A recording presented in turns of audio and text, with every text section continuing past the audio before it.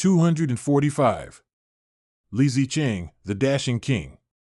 In 1628, the second year of the Xiangsheng Emperor's reign, a great famine swept across Xiangxi province. With no food left, the starving people resorted to eating tree bark and grass roots, some even consumed clay from the mountains. Despite this desperate situation, corrupt officials continued to demand taxes and rent, making survival nearly impossible for the common people. In response, peasant uprisings broke out across Xiangxi. That winter, the Ming court transferred a military unit from Gansu to Beijing. When the troops arrived in Jingxian, modern-day Yulin, Xiangxi, they discovered they had not been paid. In protest, the soldiers stormed the county government office. The commanding officer attempted to suppress the rebellion, but a young soldier, outraged by the injustice, rallied his comrades and killed both the commander and the county magistrate. That soldier was Li Zicheng. Li Zicheng's early life and first rebellion. Born in Meiji, Xiangxi, Li Zicheng came from a humble farming family. In his youth, he developed a passion for horseback riding and archery, honing his martial skills. After his father's death, his family fell into poverty, and he took a job as a courier at the Yanchuan post station. He was warm-hearted and well-liked by his fellow couriers. His family was also responsible for collecting taxes on behalf of the local government, but repeated crop failures left the farmers unable to pay. A local landlord, AI, took advantage of the situation, lending money at exorbitant interest rates to exploit the struggling farmers. Seeing their plight, Li Zicheng borrowed money himself to cover the unpaid taxes. However, when he later failed to repay the debt, AI manipulated the authorities into having him arrested, beaten nearly to death, and shackled in the hot sun without food. Angered by the injustice, the local villagers and postal workers pleaded for him to be moved to the shade and given food, but the county magistrate refused. This ignited public outrage. The people rushed forward, broke his chains, and helped him escape. With nowhere else to go, Li Zicheng fled to Gansu and joined the Ming military. Years later, after leading the mutiny at Jingxian, he and several dozen fellow soldiers defected to the rebel army led by Wang Zhuguo, becoming a commanding officer in the peasant uprising. Joining the peasant rebellion. As the Ming court struggled to contain the growing rebellion, Governor-General Yang He attempted a dual strategy, military suppression and offering high-ranking positions to entice rebel leaders to surrender. Wang Zhuguo succumbed to temptation and surrendered, leaving Li Zicheng no choice but to seek another leader. Eventually, he learned about Xiangsheng, the rebel leader who had declared himself Chuang Wang, the Dashing King. Impressed by Gao's reputation, Li Zicheng pledged allegiance to him. Gao, delighted by Li's arrival, immediately appointed him a military commander, earning him the nickname Chuangjiang, Dashing General. Under Xiangsheng, the rebel forces expanded rapidly, moving across Shaanxi, Hebei, and other provinces, defeating multiple Ming armies. Alarmed by their growing power, the Xiangsheng Emperor mobilized provincial garrisons from across the empire in a grand effort to encircle and annihilate the rebels. The Xinyan Conference, Li Zicheng's strategy. To counter the imperial crackdown, Xiangsheng called a military conference in Xinyan, where 13 rebel leaders gathered to discuss their next move. Opinions were divided. Some suggested retreating back to Shaanxi to regroup. Others were hesitant but lacked a clear alternative. At this moment, Li Zicheng stood up and declared, "Even a single soldier, if determined, can fight to the death. We have 100,000 troops, what can the Ming do to stop us?" Xiangsheng, impressed, asked, "What do you propose?" Li Zicheng suggested splitting the rebel army into multiple units to break through the encirclement in different directions. The plan was approved, and the 13 rebel forces divided into 6 groups. Some units engaged the Ming army to distract them. Others launched raids on different regions. Xiangsheng and Li Zicheng, alongside Zhang Xianzhong's army, marched eastward toward Fengyang, the hometown of the Ming dynasty's founder, Emperor Hanwu Zhu Yuanzhang. Burning the Ming emperor's ancestral tombs. Fengyang had become a symbolic stronghold of the Ming dynasty. The rebels stormed through the city within 10 days, setting fire to the Ming imperial tombs and the Huangjue monastery, where Zhu Yuanzhang had once been a monk. The Ming court was thrown into a state of panic. The Xiangsheng emperor, enraged and humiliated, ordered the immediate execution of the governor of Fengyang. Meanwhile, Xiangsheng and Zicheng returned to Shaanxi, continuing their hit-and-run tactics against the Ming forces, leaving officials in chaos and disarray. The fall of Xiangsheng and Zicheng's rise as the dashing king. The Ming court viewed Xiangsheng as their greatest threat and devised a plan to eliminate him. While attacking Xi'an, Gao fell into a trap set by Ming General Sun Quanting in Zheji County. Ambushed in a narrow valley, Gao was captured and executed. Despite the devastating loss, Zicheng led his remaining forces to safety. Mourning their fallen leader, the soldiers unanimously decided that Zicheng, the trusted lieutenant of Xiangsheng, should inherit the title of Chuangwang. From that day forward, Zicheng became known as the Dashing King, and his name spread far and wide. Facing the Ming counteroffensive, Zicheng's growing power alarmed the Ming court, leading the Xiangsheng emperor to order Governor-General Hong Chengqiu and Sun Quanting to launch a full-scale military campaign against him. Despite limited resources, Li outmaneuvered imperial forces and remained active in Sichuan, Gansu, and Shaanxi, continuing to harass and weaken the Ming government. However, at this critical moment, his allies Zhang Xianzhong and Luo Rucai surrendered to the Ming, and several of Li's own officers defected. This isolated him and made survival even more difficult. The ambush at Tongguan. In 1638, Zicheng moved his forces from Gansu to Shaanxi, aiming to break through Tongguan and secure a path eastward. However, Ming generals Hong Chengqiu and Sun Quanting anticipated his move and set up an elaborate ambush in the rugged mountain terrain near Tongguan. Feigning weakness, the Ming army deliberately left the main road unguarded, luring Zicheng into the trap. As his forces advanced into a narrow valley, Ming troops suddenly attacked from both sides. Surrounded and outnumbered, Zicheng's army fought desperately for several days and nights, but tens of thousands of rebels perished, and his forces were scattered. In the end, only 17 men, including Zicheng and his trusted general Lu Zongmin, managed to escape.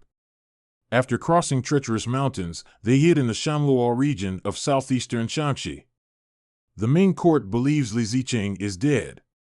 The Ming forces, now controlling Tongguan, launched an extensive search operation, but after months of fruitless pursuit, they found no trace of Zicheng. Eventually, rumors spread that he had succumbed to his wounds and died in battle. Convinced of his death, the Ming court ceased their hunt, believing that the Dashing King was no more. 246. Lu Xiangsheng's last stand at Julu. While Zicheng and his remaining 18 followers were recovering in the Shanluo Mountains, the Ming dynasty faced an escalating crisis on its northeastern frontier. After the wrongful executions of Xiong Tingbai and Yuan Chonghuan, the Ming had no capable generals left in the region. The later Qing forces continued their raids, repeatedly breaching the Great Wall to capture civilians and livestock.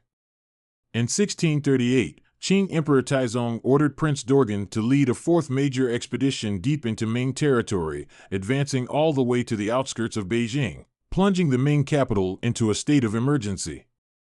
Within the Ming court, officials were divided. Some urged resistance. Others advocated peace negotiations. Even Emperor Xiongzhen was indecisive.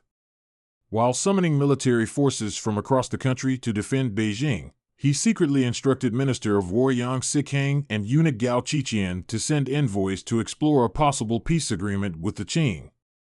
At the same time, Xiongzhen heard that Lu Xiangsheng, the military governor of Xuanfu and Datong, was an exceptional general. He summoned Lu to Beijing, appointing him as commander-in-chief of the national reinforcements. Lu Xiangsheng opposes peace talks.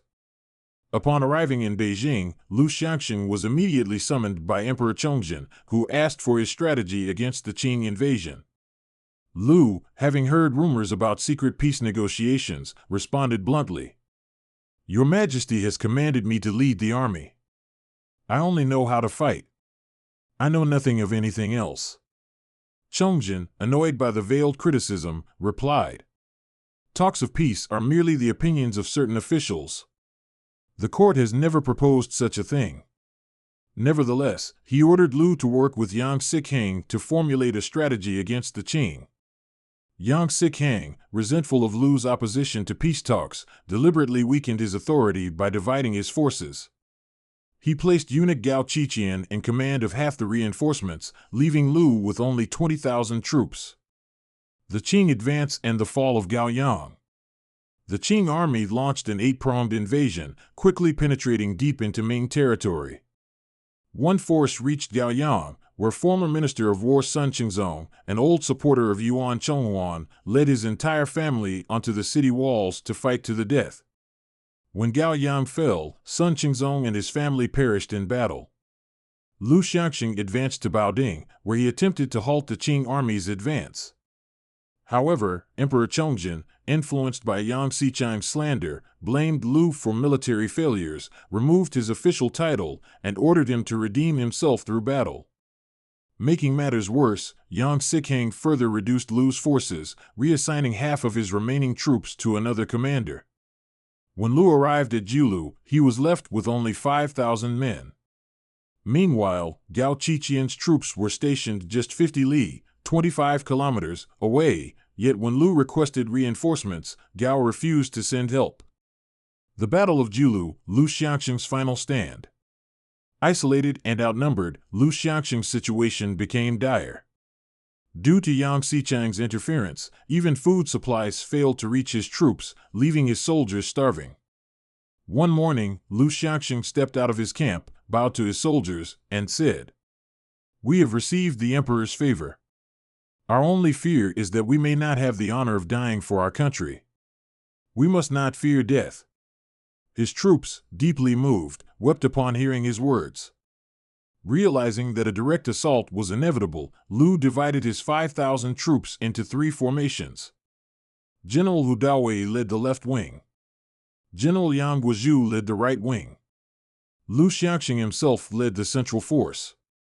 At midnight, the Qing cavalry surrounded the Ming camp, their war horns, billy, ancient wind instruments, echoing in the darkness. Hu Dawei attempted to break out, but was overwhelmed and forced to retreat. Lu Xiangsheng shouted, "General Lu! The time has come to prove our loyalty to our country." As dawn broke, the Ming troops charged into battle, their cries shaking the battlefield. The fight raged for an entire day, but the Qing's superior numbers gradually overwhelmed them.